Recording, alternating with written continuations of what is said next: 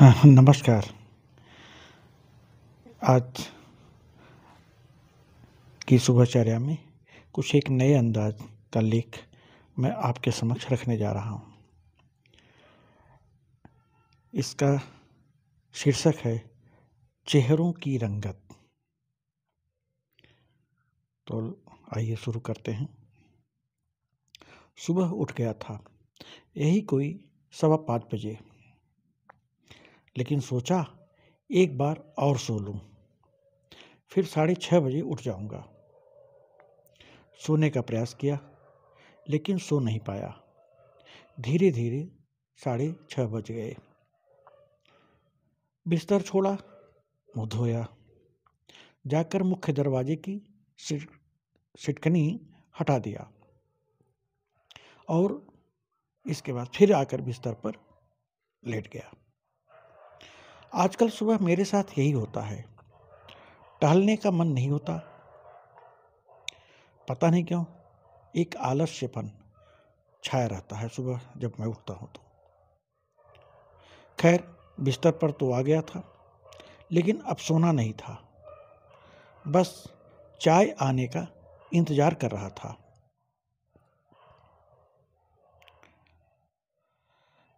धीरे धीरे मन को लेकर कुछ विचार उठे। यह मन कितना जटिल है, परत दर परत, परत दर परत, परत परत और परत। इसके तह तक पहुंचना जैसे असंभव है। इसी बीच न जाने कब आंख भी लग गई। कोई उत्सव था, जैसे कि विवाहोत्सव। उसमें शामिल ऐसे कई चेहरे थे। हाँ, चेहरे दर चेहरे। इन पर नजर टिकती, फिर हट जाती। इन चेहरों पर कहीं हंसी और कहीं मुस्कान थी। थे तो उत्सवी चेहरे, लेकिन न जाने कौन सी खामोशी ओढ़े हुए थे ये सब। बल्कि इन्हें देखकर लगा जैसे इन चेहरों पर उदासी की कोई झीनी परत चढ़ी हो। यह कुछ अजीब था।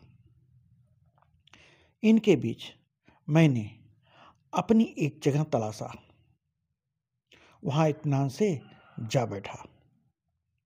मेरे पास कोई काम नहीं था, इसीलिए एक एक चेहरे पर मेरी नज़रें टिकती गई।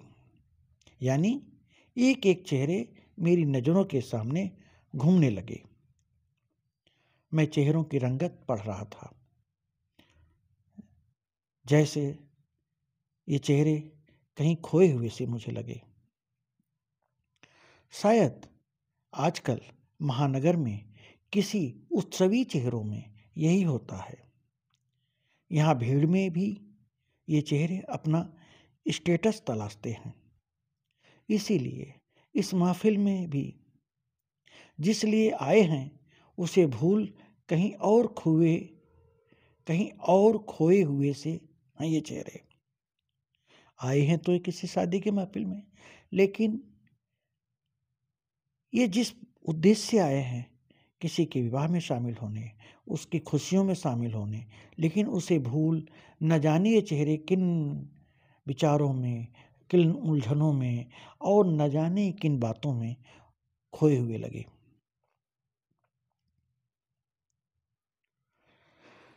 एकदम जैसे किसी रहस्यमयी परत के पीछे छिपते, झांकते, ताड़ते प्रतिस्पर्धात्मक चेहरे थे ये।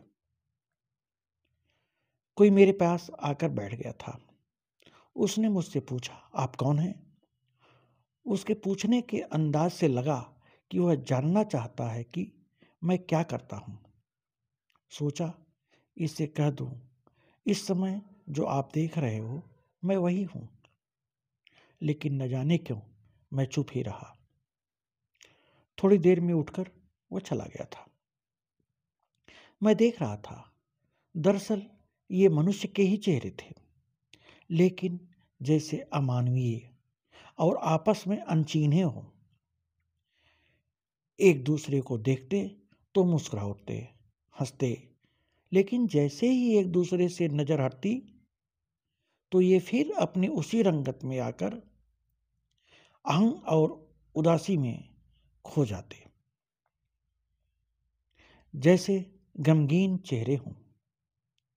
यहाँ रिश्ते भी थे तो बनावटी और दिखावटी, एकदम खोखले, एक दूसरे को नीचा दिखाते हुए जैसे लगते थे ये चेहरे। उसे यहाँ आकर यह भी लगा जैसे भीड़ बनना या बनाना आदमियों का ही शगल है।